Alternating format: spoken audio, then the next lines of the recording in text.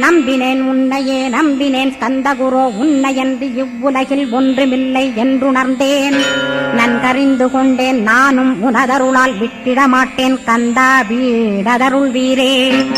நடுநற்றித்தானத்து நானுனை தியானிப்பேன் பிரம்ம மந்திரத்தை போதித்து வந்திடுவாய். சுழுமுனை மார்க்கமாய் ஜோதியைக் காட்டிடுவாய் சிவயோகியாக எனச் செய்திடும் குருநாதா. ஆசையறுத்து அறநடியைக் காட்டிவிடும் மெய்யடியராக்கி மெய்வீட்டில் இருத்திவிடும்.